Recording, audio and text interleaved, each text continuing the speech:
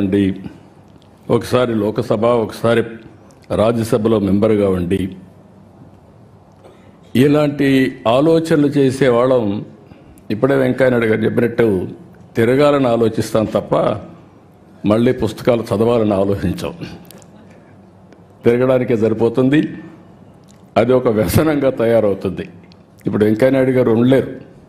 ఆయన అంటున్నాడు నేను రిటైర్ అయినాన్ని, కానీ రిటైర్ కాలా. మనిషి రిటైర్ అయ్యాడు కానీ మైండ్ మాత్రం శాశ్వతంగా రిటైర్ కాదు. ప్రజాహితం కోసం నిరంతరం ఆలోచిస్తూనే ఉంటుంది. సమాజం కోసం పనిచేసే పరిస్థితికి వస్తారు. అదే సమయంలో వెంకటేశ్వరరావు గారిని చూసినప్పుడు మనిషి ఇంత మునిపే భరత్ చెప్పాడు. ఒక మాటలో చెప్పాలంటే మా ఫ్యామిలీలో మోస్ట్ రిలాక్స్డ్గా జోవియల్గా ఉండే వ్యక్తి వెంకటేశ్వరరావు గారు. చాలా ఈజీగా ఎన్ని కష్టాలున్నా ఏమున్నా మనిషి కనపడినప్పుడు హ్యాపీగా ఇది చేసేవారు. ఇటీవల ఒకసారి కలిసినప్పుడు నాకు కొన్ని అనుమానాలు వచ్చాయి. యాక్టివ్ లైఫ్లో ఉన్నారు, all of A sudden retired life మారుగా హ్యాపీగా ఉన్నారు. ఎట్లా స్పెండ్ చేస్తున్నారు మీ టైము అని అడిగాను.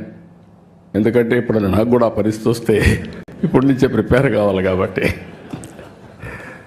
ఆయన ఒకటే చెప్పాడు, చాలా హ్యాపీగా ఉన్నా, నిద్రలేస్తే బ్యాడ్మింటన్ ఆడుకుంటా, వచ్చిన తర్వాత మనవరాళ్ళు వాళ్ళతో ఆడుకుంటా, అక్కడి నుంచి కసపు గాసిప్ ఎవరిన ఫ్రెండ్స్ వస్తే చేసుకుంటూ ఉంటాం. మళ్ళా ప్యాక్ ఆటకు పోతాడు. మధ్యాహ్నం అయితే ప్యాక్ ఆటకు పోతా. ఆడ ఒక 2 గంటలు ఆడితే మైండ్ స్టిమ్యులేట్ అవుతుంది. హ్యాపీగా వచ్చి నిద్రపోతాను. What a wonderful life.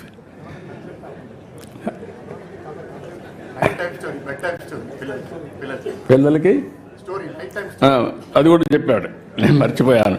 పిల్లలకి రాత్రిలో ఒక స్టోరీ చెప్పి ఏం హ్యాపీగా నిద్రపోతాడు. అదే మరి ఫ్రెండ్స్తో కలిసి విదేశాల్లో తిరగడం ప్రారంభించాడు.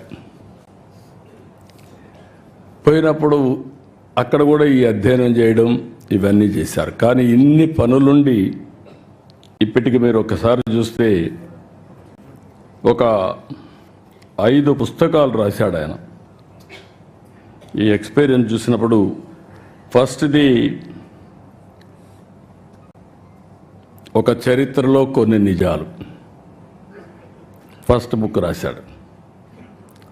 అక్కడి నుంచి విభజన జరిగిన తర్వాత మేమందరం ఇంక్లూడింగ్ వెంకయ్యనాయుడు గారు విభజనలో బిజీగా ఉన్నాం.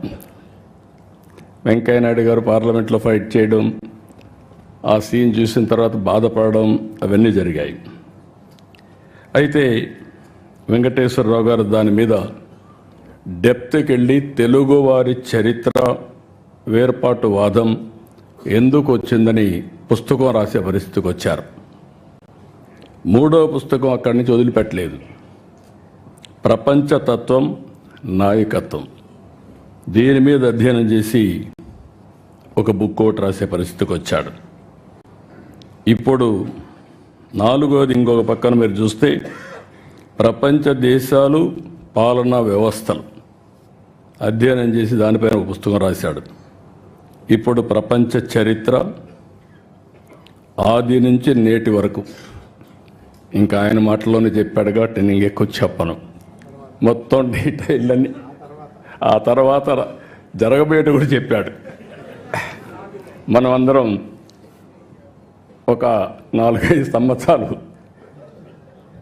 కాపాడుకుంటే మన ఆరోగ్యాన్ని భవిష్యత్తులో 50 ఏళ్ళు అంటున్నాడు.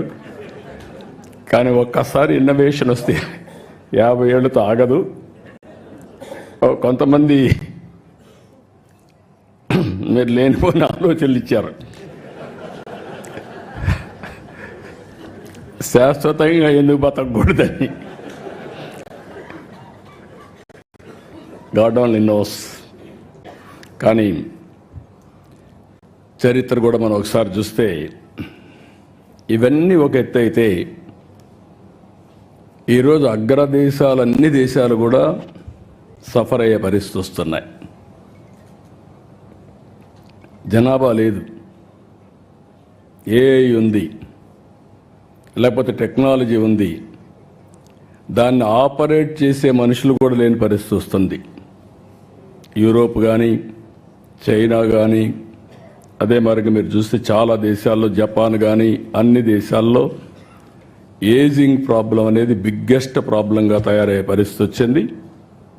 మనం అందరం అదృష్టవంతులం, భారతదేశం వరకు ఈరోజు ఎగ్జామ్ చేసే వచ్చింది. ఏదైతే ఐఎమ్ వెరీ ప్రౌడ్, నేను ముందుకు కూడా చెప్పాను, ఒకసారి